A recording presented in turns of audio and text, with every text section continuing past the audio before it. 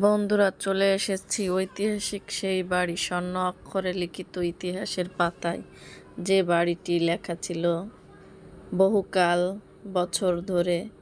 তো এটা হচ্ছে ধানমন্ডি 32 নম্বর বঙ্গবন্ধুর বাড়িতে আসছিলাম। আসলে বাড়িটি এর আগে আমি কখনো দেখিনি, তো পুড়িয়ে দেওয়ার পরে আসছিলাম।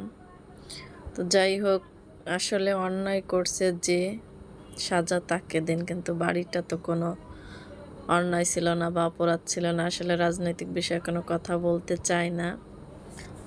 তারপর যেহেতু বাড়িটা দেখতে আসলাম, এর জন্য একটু ভিডিও করা। আসলে বাড়ি পুড়িয়ে ফেলেন আর যাই করেন, বাংলাদেশের মানুষের মন থেকে কি ইতিহাস কি মুছে ফেলতে পারবেন? কখনোই মুছে ফেলতে পারবেন না। তো এখানে আসলে যখন বাড়ি ভাঙা হয়ে গেছিল, তখন অনেক কিছুই দেখাইছিল ভিডিওতে, যে ঘর অনেক কিছুই দেখাইছে, এটা বলবো না। যাই হোক, তো আসলে গিয়ে তো কিছুই দেখতে পেলাম না, শুধু ভাঙা আর ভাঙা। যাই হোক, নিচ থেকে উপর পর্যন্ত সবই যে দেখেন, আসলে যা ঘটে তার থেকে বেশি রটে। আসলে আমাদের মানুষের একটাই অবস্থা যে আমরা রটাই বেশি, ঠিক আছে?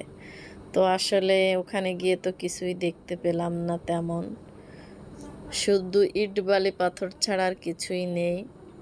তো যাই হোক, মানুষের মন থেকে তো আর এটা মোছা যাবে না।